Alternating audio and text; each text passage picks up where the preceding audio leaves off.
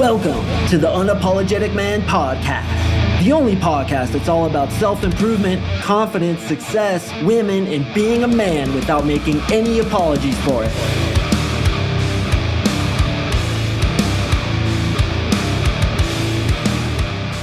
What is up, guys? Thank you for tuning in to another episode of the UMP, and I'm doing something right now I never do, man. It's 10 o'clock at night right now. Just put the girls to bed. The girls meaning my woman, Marissa, and my kid, Lucia, 3.5 years old.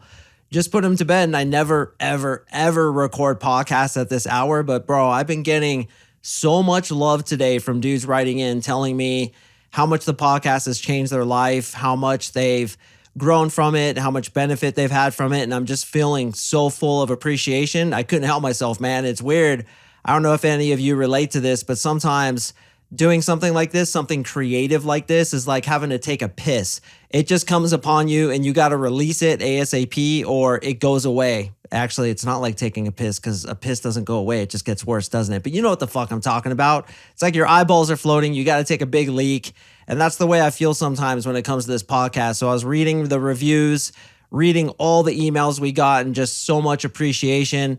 If you wrote me around the beginning of March, I think today is March 6th. I'm talking about you, brother. I super appreciate those emails.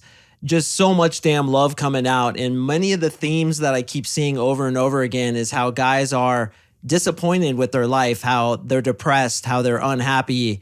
And then they get motivation from my podcast and other podcasts to tell you to harden the fuck up, develop yourself, get goal-oriented, etc. And it really makes a massive difference in their life. So that's what I want to talk about today. I was at the gym today and I was feeling a little disappointed. With my life and just some of the things that have been happening right now, which is insane because things are absolutely spectacular in my life. And it just goes to show that fucking ego is never satisfied, no matter how good things get. You hear stories about like multimillionaires, Hollywood actors, people who have it all, professional athletes who are depressed, who are totally bummed out, or even guys like Kurt Cobain who commit suicide, the lead singer for Soundgarden, the lead singer for Linkin Park, these guys committing suicide. And you're just like, what? Those guys have it all. Like, how the fuck could that happen? Well, no matter how much success you get, it's a bottomless pit, man, because of the ego, which we're going to talk about today. And you have to, even at a high station in life, and you guys are all going to get here, so really listen closely.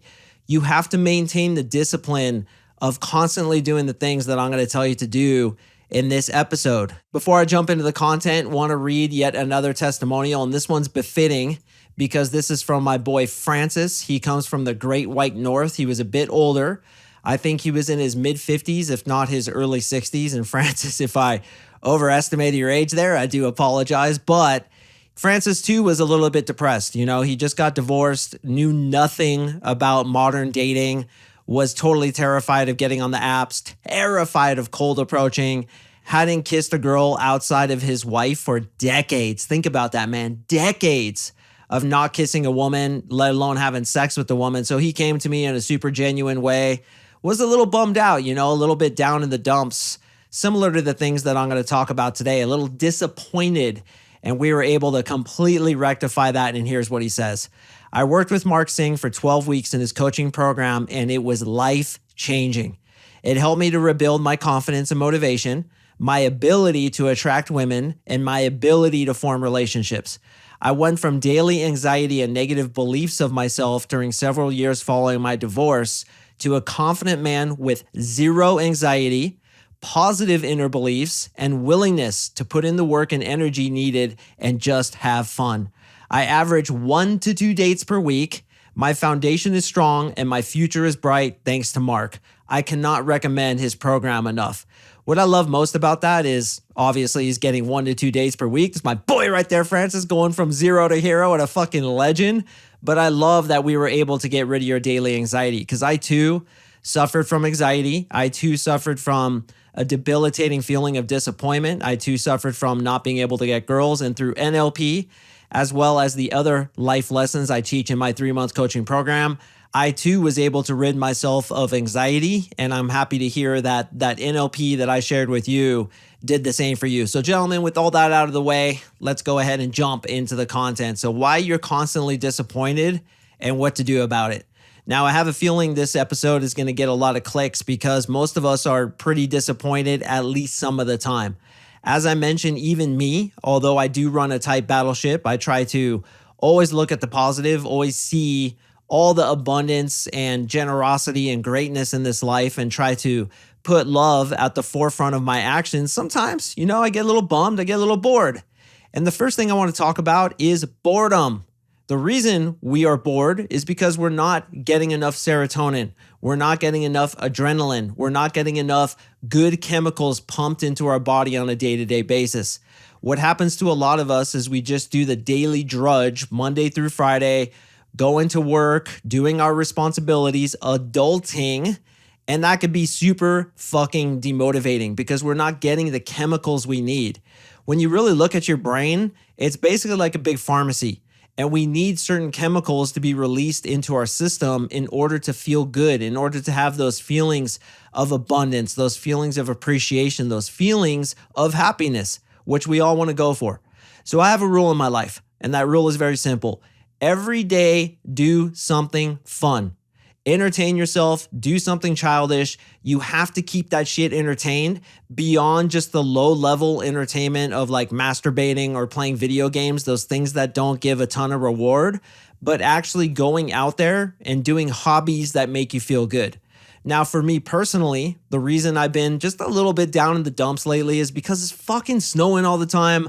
I'm not really into winter sports. I don't enjoy skiing. I don't like snowboarding. So those things I like to do, like mountain biking, getting out into the wilderness, ATVing, fly fishing, all the shit that I moved to Colorado to do isn't really available to me during the winter.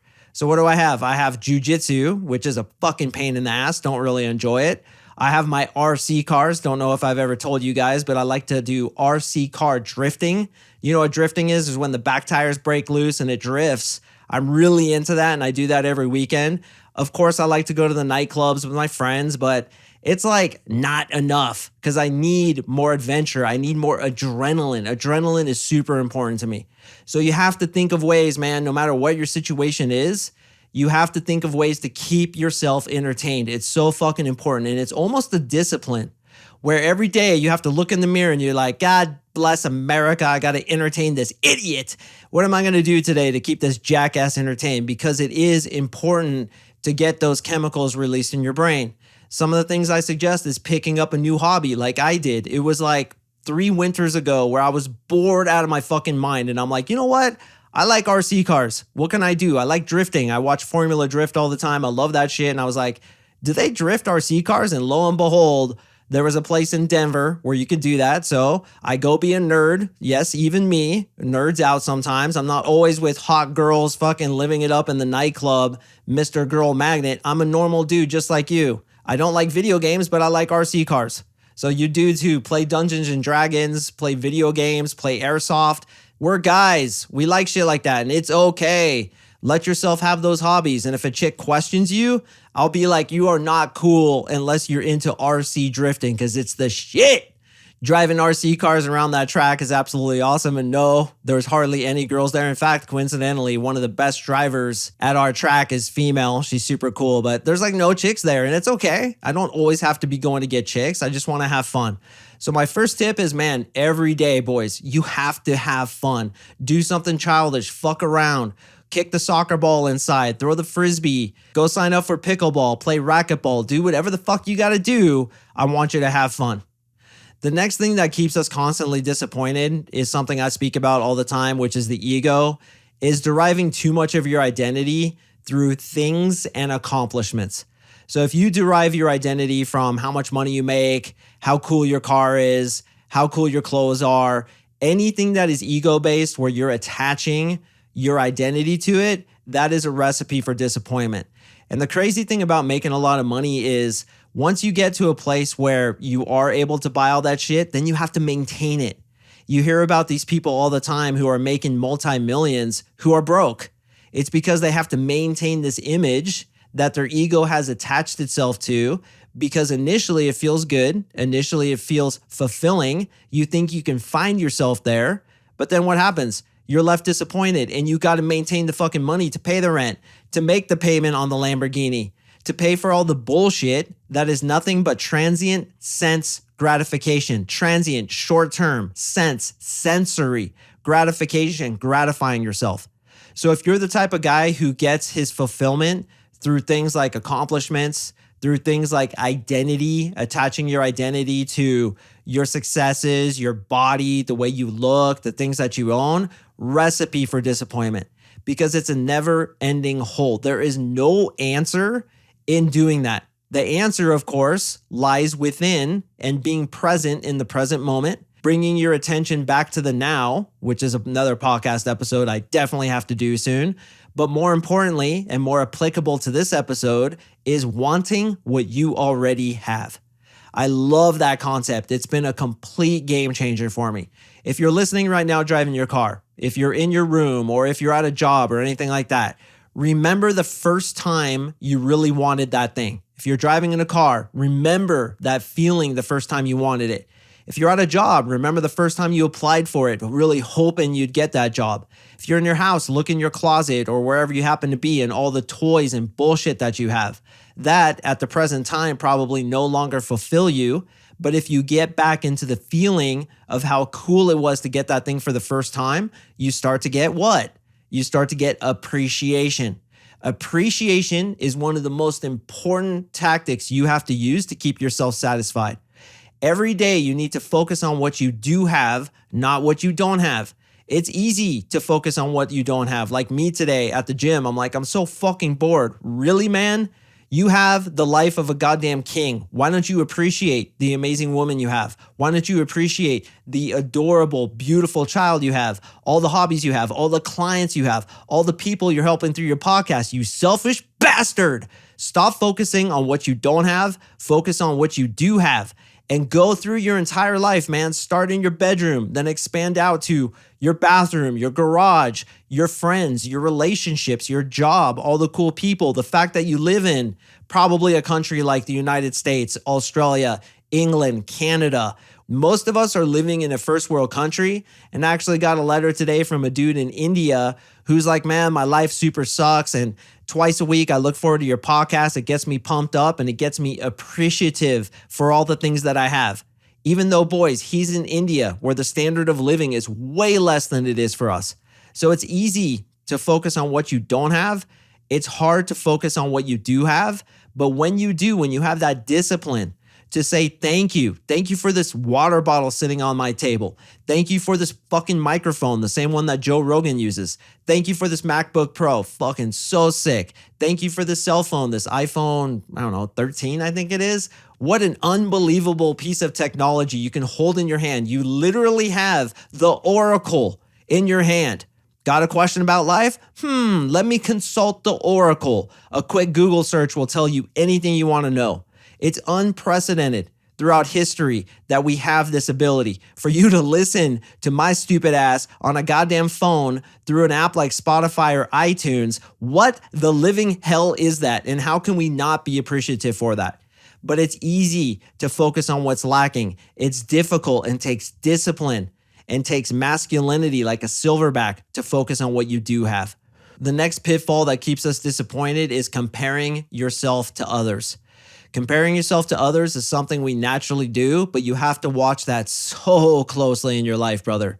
You have to pay attention to the disappointment you feel because you're not tall enough, not making enough money, not pulling enough girls. If you knew how insecure so many people are, you would never feel bad about yourself again. If you knew how long 40% of men last 2 minutes or less when having sex, you will stop feeling like you're a schmuck in the bedroom, that 2-pump chump, that 1-dip skip. If you really knew that the average income is $50,000 a year in the United States, you wouldn't feel so insecure about your job that doesn't pay you enough because you're comparing yourself to people who lie to you on social media channels like Instagram. Oh, look at my life. Look how much money I'm making. I'm fucking balling. I'm kicking ass. And you feel like a doob sloob because you're comparing yourself to this fucking liar who probably makes less than you do and is probably more insecure than you are. And I guarantee you, not listening to a podcast like this 15 minutes in because he thinks he's too good for it. So comparing yourself to others is the wrong approach. Don't do it. Don't fall into that trap. Instead, brother, compare yourself to where you were when you first started. When you first started trying to get better with girls. When you first started listening to a podcast like this one and trying to improve yourself. Look down the mountain from time to time and see how far you've come rather than up the mountain, looking at those people seemingly on the summit, which is just an illusion. Smoke and mirrors the majority of it. And look at yourself, compare yourself to yourself. And when it comes to approaching women, don't worry about what she says. Don't worry about getting a phone number. Worry about, did I have the balls to approach her? Remember, boys, when it comes to this game, you have to put your feelings of satisfaction on the effort, not the result. It does not matter what happens. I want to drum that into your fucking head because it's so important. It doesn't matter what happens with that girl. At least you tried. You entrepreneurs out there, I don't care how many times you failed. Are you still going? If you knew, oh my God, if you knew how many times I failed to make this business successful, you'd probably laugh at me thinking that I was a complete jackass for not quitting. Failure cannot cope with persistence. One of my favorite quotes from Napoleon Hill. Failure cannot cope with persistence. You keep doing the work, you keep going, and for God's sakes, you give yourself credit for refusing to quit, and the results will come to you. So comparing yourself to others, stop doing it, man. It's a huge reason most people are disappointed. The next reason is not enough masculinity. I discussed this in a recent episode where, as I mentioned earlier, your brain is a pharmacy that needs to operate on certain chemicals. Testosterone is one of those chemicals. Vasopressin is another one. Adrenaline, dopamine, serotonin. These are all extremely important for you as a man. This whole movement to try to feminize men is making men miserable by the millions because they're getting too much into their femininity. They're not getting the right concoction of correct chemicals being released into their brain. So they feel like shit. They're disappointed.